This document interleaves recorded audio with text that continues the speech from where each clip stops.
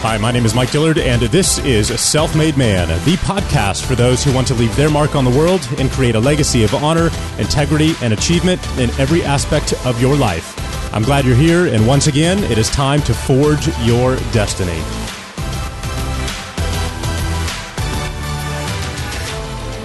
Most entrepreneurs have something in common. They started a business that was based on an industry or market that they were personally passionate about.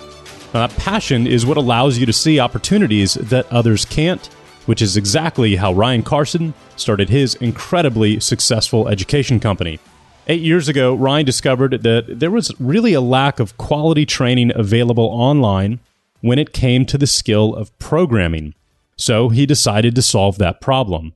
At first, he started giving private lessons in person, which then grew into group lessons in person. And slowly but surely, he realized that they had found a neglected market. Well, that's when Ryan decided to build an online education platform that would teach people all over the world how to code for a monthly fee. Today, with over 50,000 active members, TeamTreehouse.com produces over $2 million per month in recurring revenue.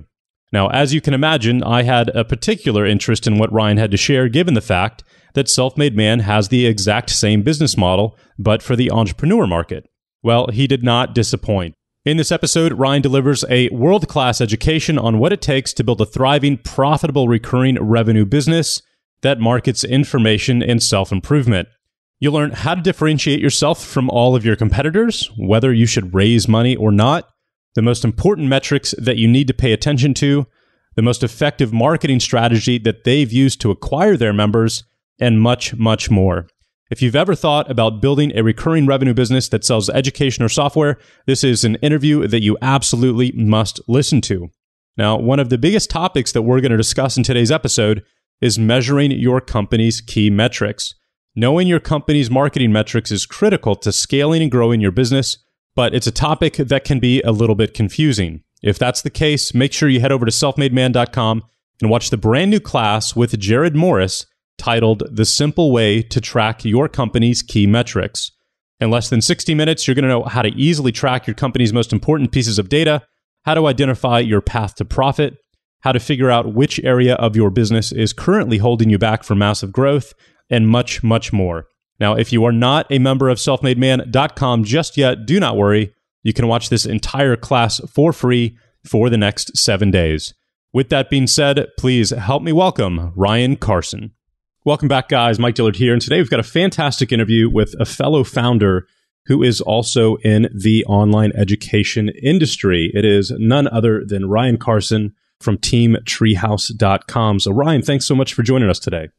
Thanks for having me. I can't wait to chat. Absolutely. I have obviously gotten to learn more about you and your story as an entrepreneur over the past couple of years, and was really shocked by how much we have in common as far as the current businesses that we're both building, and also your current ventures into the crypto blockchain space, which yes, which we may have a little bit of time at the end of this interview to talk about. But I'm really grateful for the time today. And if you could tell people a little bit about yourself and your history before you started Treehouse, to give people a little bit of context about where you came from. You bet. So born and raised in Colorado, grew up in Colorado Springs, and had a really wonderful family. Just looking, now that I'm older and I have kids, I can appreciate how wonderful my family was. So had great parents, 3 amazing sisters. I still have a phone call with all 3 of my sisters every other week where we catch up and we talk about sister brother stuff. So that's kind of fun. And nice. Just had a great childhood. My parents did get divorced, but it's kind of, they just weren't a great match for each other, but they were both great parents. So I had a wonderful childhood and started high school in 92. And about that time I had a teacher who said to me, have you ever heard of programming? And I was like, nah, not really. And she said, well, you basically can tell the computer what to do. And I was like, wow, I want to do that. How do I do that? She said, well, we have an elective class. You should try it. And so, in high school, I learned how to program in Pascal. And it was just this door that opened.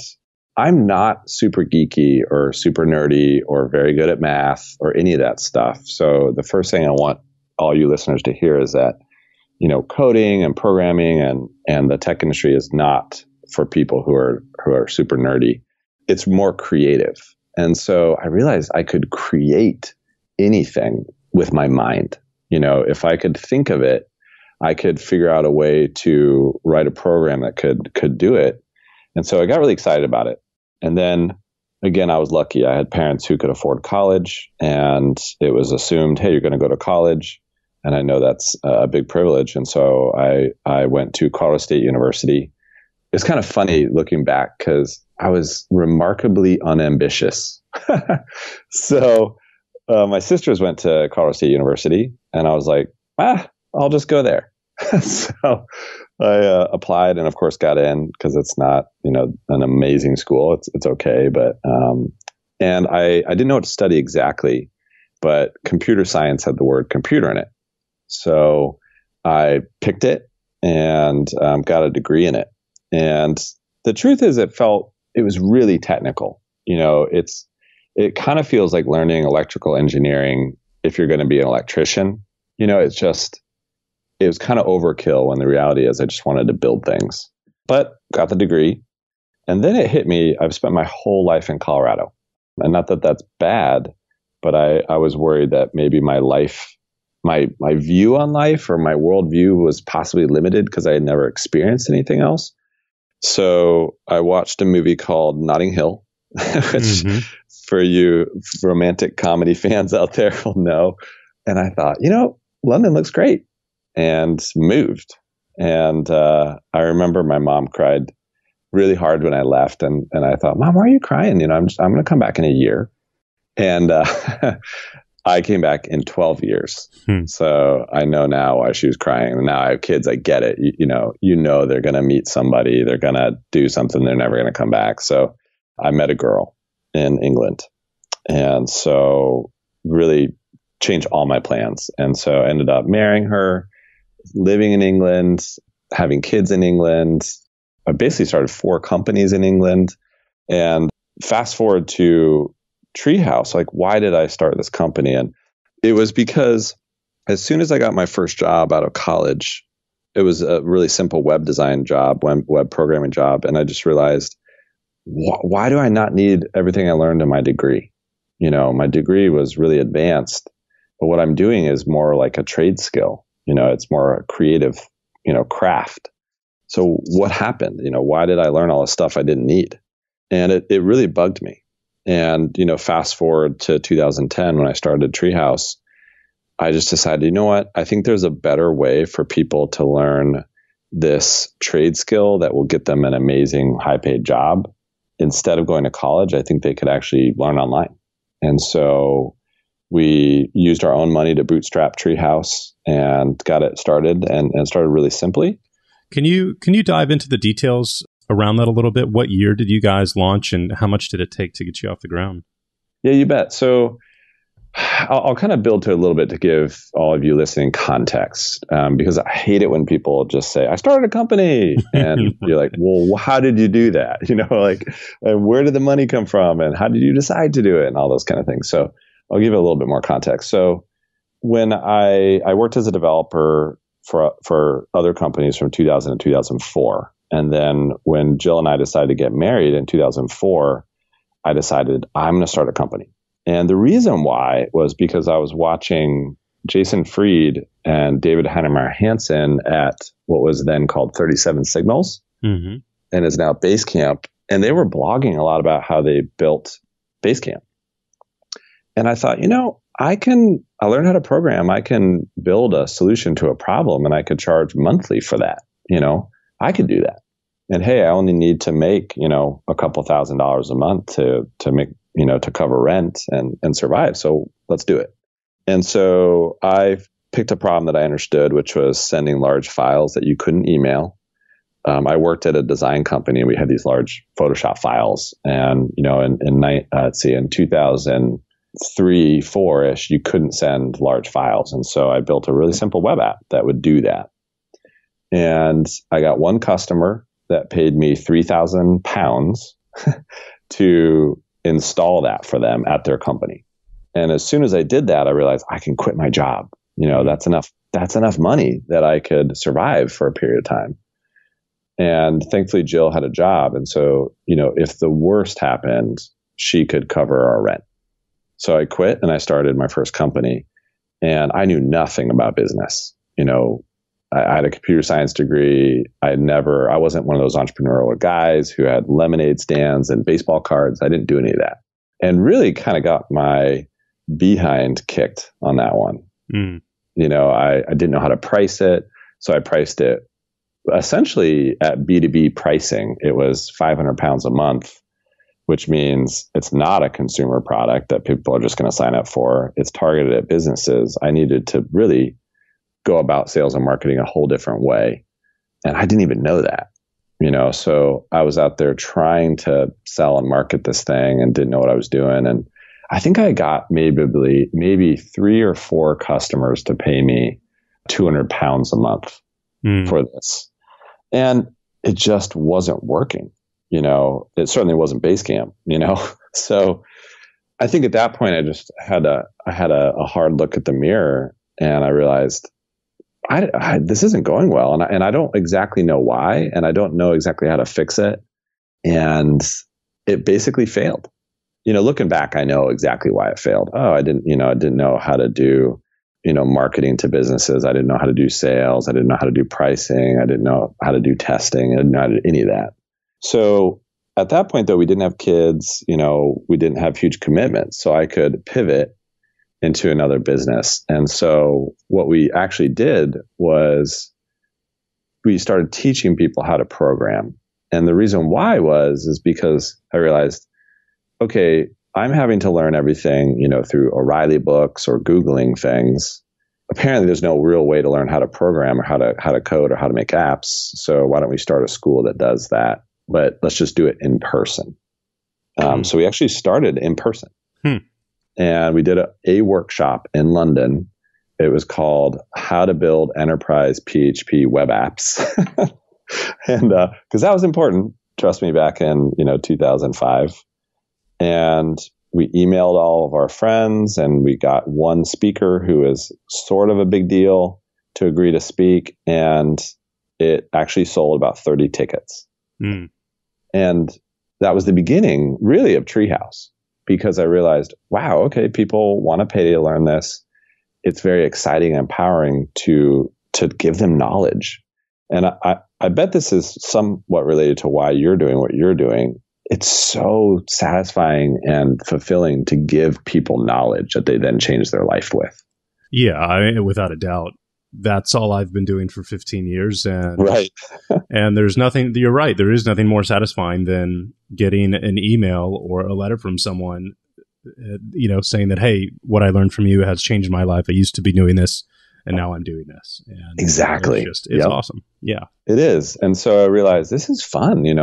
We're meeting people, we're giving them knowledge, they're paying us. And so we did another workshop and it sold out. And we did another one and it sold out. And what we realized is, okay, this is a business, So eventually I convinced my wife to quit her job and said, this amazing, journalism / editorial career you've built, leave it all and join my little startup in our top bedroom, And she did it. And so that was pretty exciting. And then we did more of these things and they grew and grew. So fast forward, we have this pretty fun, pretty small in-person training company. Built that to about, I think, 15 full-time people from 2005 to 2010. And, that was just very slow incremental growth. We hired somebody to do another conference or another workshop, and then that would, work. And then we would do one more and one more. So finally, in 2010, we had been doing conferences and workshops around the world, and it turned out to be a very stressful business. You put on this conference or a workshop and you don't know if you're going to break even or make a profit or lose money until sometimes a couple weeks out or even the day before. And it's really stressful.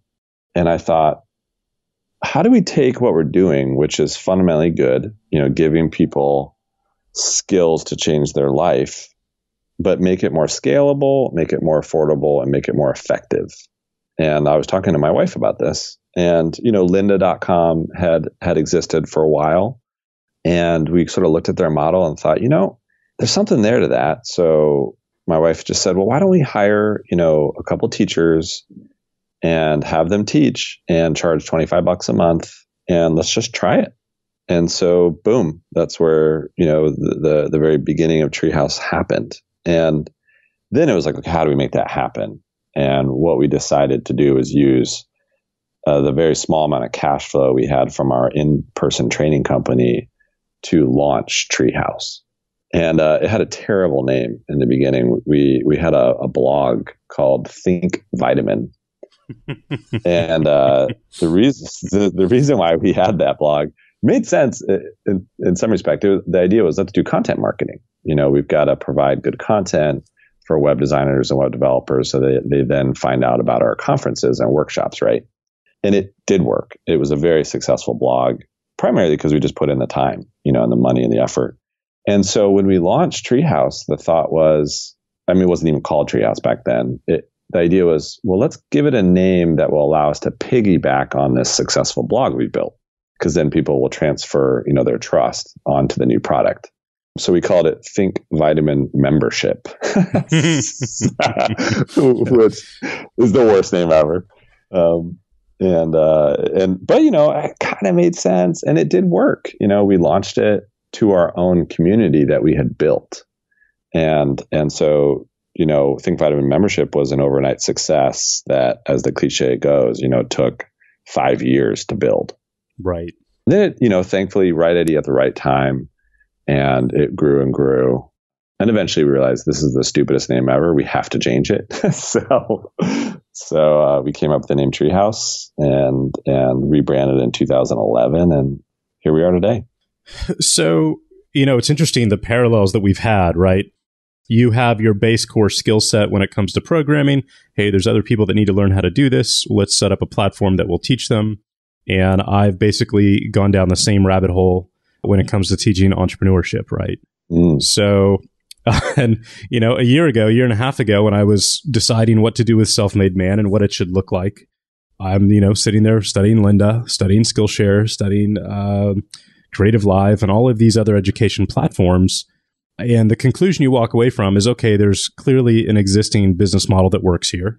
Lynda was just bought for like $1.34 billion by LinkedIn last year. Yep. Mm-hmm. And they've all got a ton of students. I think Skillshare and Creative Live both have between 10 and 20 million users. Now, obviously, most of those are free, but still, that's a hell of a large audience to be able to build using that business model. Yep. And so, I dove in head first, and we started development probably a year and a half ago, and launched, I think, 5 weeks ago now. Congrats. Into February. And what I found is that it's been a bigger challenge than expected from like a user sign up, upgrade, and acquisition standpoint. Yep. I've grown up in the world where we figured out the type of marketing that works the best when it comes to direct response and you're driving an acquisition, right? Whether that's acquiring an email address or looking for a sale. We've basically got that down to a science, and I've been very good at that. But all of a sudden, when you go to more of an open ecosystem and open design architecture, those metrics, fall apart pretty quickly. Mm-hmm. And so when I was taking a look at teamtreehouse.com and what you guys have built there, I was really shocked at how simple the design is, specifically from the homepage, right? I was shocked that there's not a video of some kind, pitching the site or telling people what the service is about. You've basically got your headline, your subhead, and your sign up form, right? Yep. And so I wanted to see if you could share some of the lessons that you've learned when it comes to, the acquisition process on an education platform like this, especially because you guys are not going for the hard sale. And so I'm wondering if you can do this profitably, or if you have to go into the red a little bit for a couple of months, to recoup your costs and all of that stuff. Yeah, let's dive in. So the first thing I want to say is encouragement that it's okay that, you're finding it not straightforward. I mean, I've been building Treehouse for 8 years and it's never been straightforward, but I've enjoyed it. And so the first thing is that I feel tremendously passionate about what we're doing, and I can tell you do as well. And that has always got me through that. I think some of the problem is that, we've seen businesses like Linda, get, built and sold, and we've seen all the venture capital flow into ed tech, and we're told that we all have to be kind of Silicon Valley hockey stick companies. And we shouldn't be thinking about building these businesses, as sustainable, long-term, viable companies. And I fundamentally disagree with that. So I hope I am running Treehouse for the rest of my life. And because I think you only get lucky enough to run a business or do something that you're truly passionate about at the right time in history that also pays your bills. Maybe that happens to you once in your life. Right. And so that's what I'm doing with Treehouse. So just want to, number one, say, yes, it is hard, and that's okay. And, all the success that you see, quote unquote, with businesses out there, a lot of it's kind of marketing FOMO, stuff. And it's not much of it is real. So Treehouse, thankfully, we're sustainable. We're profitable. We don't need to raise money now, and we've kind of gotten to that point by taking some hard knocks, trying to go the venture capital, let's burn money to make money route. And we've decided we're not going to do that anymore. So when you see our homepage or, our landing pages or our marketing, it's all evolved. And now we're in a spot where we've gotten our CPRs, our cost per registration down to extremely affordable prices that are very profitable for us. But it took us a long time to figure that out. And is that just split testing that got you there? Or? Yeah, it's a mix of a lot of things. It's discipline to do, that testing that you're talking about, to be controlled about it, to be methodical about it, not to be too quick to change things because you're afraid, something might not be working. You really just kind of have to have this methodical approach to it. So that's part of it. The main thing that we've really figured out is how to be focused and not try to be everything to everybody. So, if you look at a business like Pluralsight, they really have a huge library. They're a direct competitor to us, and they're a lot bigger than us. They've raised, 10 times the amount of money we have, but they're trying to do a lot of different things for a lot of different people. Whereas all we do is we create beginners. So we're very focused on that. And so I think that's part of the key to this, is that we have our persona nailed down. So we know exactly who we're selling to. We know exactly what the messaging should be, and the product is aligned to that. Now, it took us a long time to figure that out, right? We actually tried to do advanced content. We tried to be, everything to everybody. And then what we realized is we're the best at taking people from zero to being able to program as a beginner. So that's part of that. The nitty gritty is that, you need to have all your numbers nailed down and understand your attribution model. How much weight do you give to a click, versus a view, and that's the worst part, because there is no right answer to attribution, because it really is a nightmare. It's like, well, someone watched our couple of videos on YouTube, they clicked on a couple ads, they saw something on social. How in the world do we attribute that cost? Yeah, we're going through that right now. It's brutal. And the truth is, there is no right answer. Right. So we basically have our version of the truth. This is what we're going to believe is real. And I kind of encourage everybody listening just to put a flag in the ground and say, this seems like a reasonable attribution model. Let's not try to get it perfect and then iterate on that. I will say, be careful about attributing too much value to your paid spend, because there's a huge amount of value that you're getting from all your organic content that is real. You've obviously got a great blog, you've got a great podcast. That stuff really does drive signups. It's just really hard to measure, right? Right. So it's hard, is what I'm saying. And I would be lying to you if I said we've got it all figured out and I sleep perfectly well every night and we're not afraid of anything, because that's just not true. So from a metric standpoint, one of the biggest challenges about building a membership-based business is that your cost to, you guys, your standard plan is $25 a month, right? Correct. Yep. Your average cost to acquire a $25 a month customer is probably going to be 2 to 4x times that, anywhere from $50 to $100. And obviously there's cream you can get off the top, but if you want to scale to a large acquisition number, your costs are just going to continue to go up.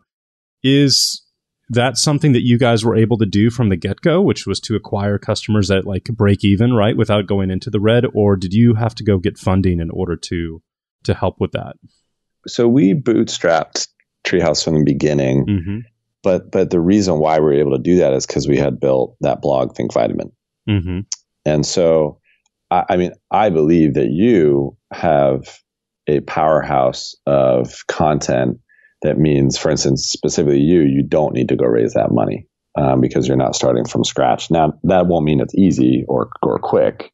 It's just that you won't have to burn capital to do that. So we didn't burn, and we were profitable for a long time before we raised money. So we were running Treehouse profitably as a small company. We had about 5 employees, and I showed the revenue growth graph to a friend of mine named Kevin Rose, who is an angel investor. And he said, I want to invest in that. And I had been so anti-VC, for so long. I just thought, I don't know about that. And I decided eventually to take money because I thought, well, let's grow Treehouse as fast as we can. Now, fast forward 10 years later, I've actually come back to a place where I'm much more interested in running the business profitably and sustainably than I am worrying about top line growth, because I believe this is the business I want to run for the long time. So I would say, whether it's you, Mike, or anyone listening, you have to kind of decide, is this a business or a project that you truly are passionate about, that you really do want to work on for a long period of time? And if you do, then you need to run it differently than if you are trying to maximize for a liquidity event, which, if you're trying to maximize money at a specific moment in time, then clearly you should go raise money because you can grow faster. Sure. But the problem is you start to lose control of it. You eventually have to optimize for an outcome versus running a good, sustainable, long-term business. And they're very different things in my mind. Yeah, it's interesting. I've always bootstrapped all of my businesses, and the thought of raising money to me, as everybody who's been listening to the show knows, because we've talked about it a few times on here, the responsibility of that is a pretty scary deal. Yeah. Because the majority of it, I believe, would come from people I'm really close to and who believe in me, and et cetera, which means I take that very personally, right? Yeah. And at the same time, we had an interview with Chase Jarvis here last year in Creative Live, and we brought up this same topic, and he's like, yeah, we've raised as much as we can. And I asked him why, and he said, because we can't afford not to. If we don't do it, somebody else will. Right. And then they allow the opportunity for competitors to come into play. Yep. Which, I think in at least my space is a concern when you've got other people in the entrepreneurial education space who already have bigger audiences and followings and bigger war chests, if you will. Those are all concerns, right? And so that question to me is something I've been pondering quite a bit, which is, do we need to go bring in $2 to $3 million just to get into momentum that much quicker and put a moat around the business? Because this does take a lot of time, especially the way we're doing it. We spend on average $8 to $10 grand to produce every single lesson we produce. Yep. And the goal is to produce 4 a month, So, yeah. Well, what's your gut instinct about that? I think I'm looking for a couple of more months of data because right now, again, we're only 6 weeks old. And we've done well. We've done almost $500,000 in revenue in 6 weeks. That's not bad. I think a lot of people would wish that. A lot of it's not recurring, right? Which is really what we're looking to establish here. So, and costs are obviously high as well. So what that would allow me to do, essentially, the benefits of raising the capital would allow me to focus on building the business rather than continuing to wear the CEO hat and the salesman hat. Yeah. Because I'm the primary revenue driver still, right? The emails, the creative that I put out and things like that. And so being able to hire a team and to focus on the bones of the business rather than trying to juggle 3 or 4 things at once constantly is really appealing. Yeah. See, it's funny because Chase is a really good friend of mine and we talk all the time about this kind of stuff. And I fundamentally disagree with him on that. And the reason why is because it's drilled into us by the media and by fellow entrepreneurs and social media that it is some sort of arms race. And if you don't do it, you're going to die. And let's just look at that objectively for a minute. So Linda, was running for, I think they were going for, 15 years or something. 15 to 20, right. Right. I mean, I've been running Treehouse for 8 years. You're in a spot where you're teaching entrepreneurship. Like entrepreneurship is as old as humans, right? You're teaching something that if someone was going to fundamentally disrupt it and take everything, it would have happened by now, but it hasn't, right? And same with teaching coding. I mean, if someone was going to take the pie, it would have been taken by now. And we have all of our competitors have 10 times the amount of money that we do. So every dollar we've raised, they've raised 10. And I kind of think it's a bunch of hype. If we're in capital intensive businesses and Treehouse has the same model as you, it actually costs us a lot more money to make our courses than what you're quoting. Oh, wow. And so, we spend a tremendous amount of money on our courses because our net promoter score is our Bible, right? I mean, it actually delivering a product that is the best in the world is, part of what protects us. So you could argue, well, we should have raised a bunch of money and we didn't. I mean, we didn't even raise money until we were, growing profitably anyway. So I think a lot of it is just, it's realizing that, yes, you can raise money. There's nothing wrong with that. I bet, if you take business A and business B, business, who raises money versus not, they can both be great businesses. But the trouble with raising money, and this is what I believed, is that as soon as you raise money, somehow those problems kind of go away or they become someone else's problems. Just wasn't real for me, So, okay, we had, $5 million in the bank. Now what? We still have the same problems, and I have to actually figure out who to hire to solve those problems. And actually that's harder when it's smaller, it just doesn't make anything go away, and so the way that we're approaching Treehouse now is we're not going to use money to solve any problems. Like we're going to solve the problems and then figure out how to scale that solution and then theoretically add money. So, and that's how businesses have always been run before we had kind of silly venture capitalists who, were marketing to everybody and saying, the only way you can solve the problem is if I sell you my money.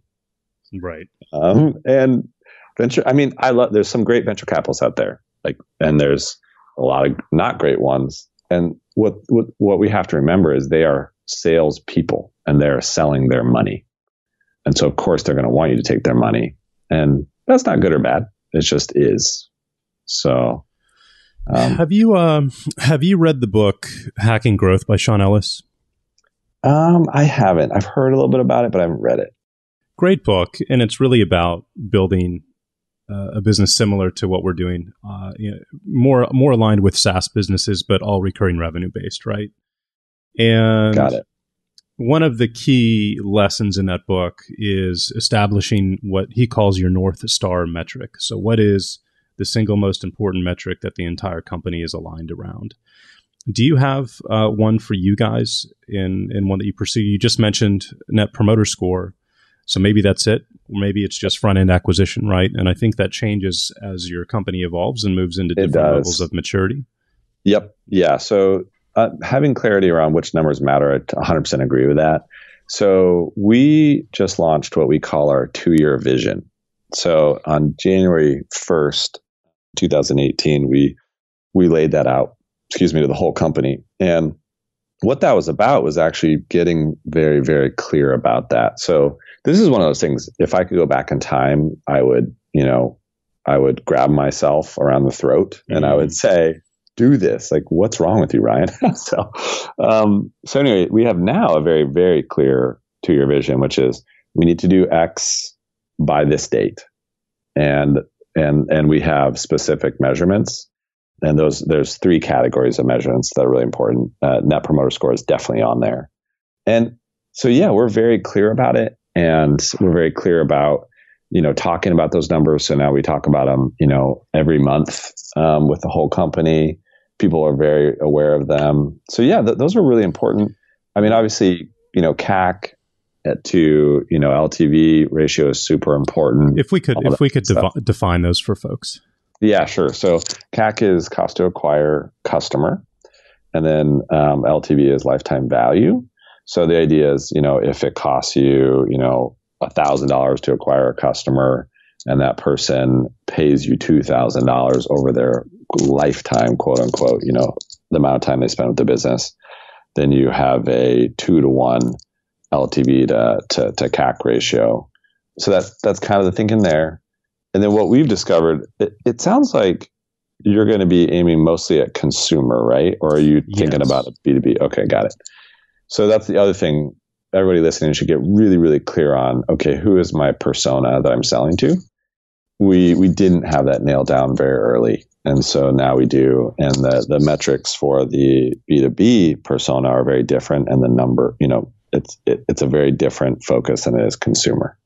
If you were in our stage, what would be your primary North Star metric or the top 2 to 3 metrics you'd be focused on? Well, it sort of depends what your focus is, but I would say the first thing you have to do is be very, very clear about your persona so that you can create landing pages that target them, and then start measuring your funnel on that. So, okay, what's your conversion rate down your funnel? And then the most simple one initially is CAC to LTV. I think if you focus on that, that will eventually drive you to focus on NPS, Net Promoter Score, because your LTV is going to be, intrinsically related to that. Right. So we've always focused on this kind of amorphous idea of high quality, that we were the best school in the world, but we've only recently started measuring NPS. And what's funny is we have like off the charts NPS. We actually never measured it until a year ago. Nice. So, I mean, I'm kind of lucky in that sense. And I think that's why we've actually built a profitable business in hindsight.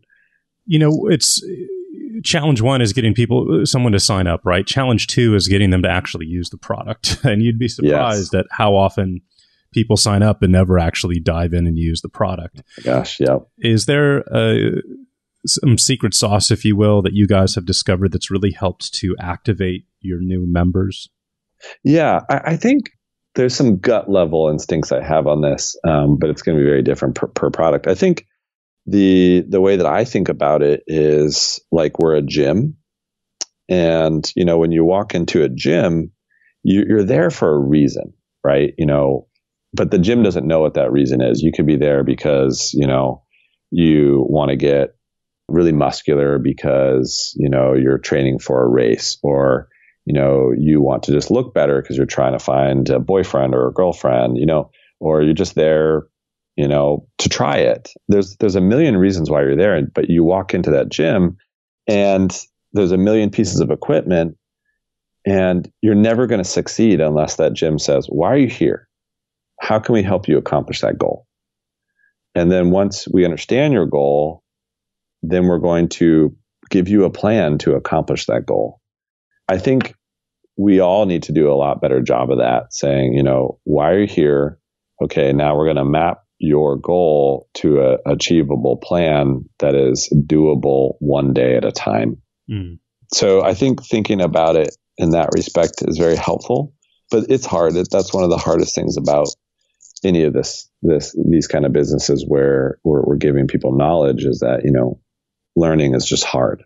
So yeah, I love the gym analogy because educating yourself is very, very similar to that in the fact that there's always going to be distractions that come up and pull you back away into your routine, and it requires, both of them require self-discipline, right? So, yep. Yeah, interesting. And I know we're getting close on time here, but what would you suggest from an acquisition standpoint that's really worked well for you guys? Is it content marketing? Is it paid, Facebook ad campaigns or, display ads? What's worked best for y'all? I think good, solid content has been the bedrock for us. So that's where we start. A really great blog, a really good YouTube channel, a solid, social media presence, and then layering paid on top of that. And so, there isn't a silver bullet. That's the problem, is that we're all looking for what's the thing that actually is going to, change the trajectory of the whole business. And there just isn't one. It's a million adjustments over, 20 years. Yeah, consistent action over time. Yes. And that literally is the actual silver bullet. And the problem is it never feels great, Every time that we think we've discovered some monumental change in our, conversion rate or our cost per registration, it turns out it was kind of an anomaly, and we can improve it by a little bit by doing, X, Y, Z, but it's just 1,000 of those little bits that then become the profitable business. And that's the whole problem with raising money is you believe, okay, I'm going to raise money, hire smart people, and they're somehow going to magic something amazing. But the truth is they're just going to have to do what you were going to have to do, which is work really hard, make small incremental improvements for years and years. So what would be the target for churn rate if you're putting out an excellent product, right? And I have not had you're the first person I've really had a chance to ask this to, who owns an education platform versus a software as a service type of tool, because that's talked about a lot in that world. Yep. But there's not a lot of data out there from an education platform stance. So what would you consider to be excellent from a churn rate on an annual perspective? So for folks who don't understand that term, it's basically how many people are you losing over a 12-month period if they're on, let's say, a monthly subscription, and how many are you retaining over the course of that year? Yeah. So the simple answer is that it obviously needs to be greater than your fully loaded CAC. So let me talk about that for a second. So I talked about CAC to LTV, but actually what you need to care about is what's called your fully loaded CAC, which means you're including your salaries, any marketing person salaries, the general cost to run the business. Like how much does it actually cost to acquire a customer? So for instance, if you think, okay, I'm placing a Facebook ad, I spent, $1,000 on those Facebook ads. I acquired 500 people. So my cost to acquire was $2 per person, right? Wrong. You also have to add to the $1,000, all the salaries and all the costs to run the business, and then divide that by 500. So that gives you your fully loaded CAC. So you start there. And then it gets worse. So then you have to, instead of talking about your LTV, you have to talk about your gross profit LTV. So then you have to realize, okay, if someone's paying me $25 a month, there's a portion of that $25 that just gets eaten up immediately by our cost of goods. How much do the servers cost? How much, does the electricity cost? There's that kind of core cost.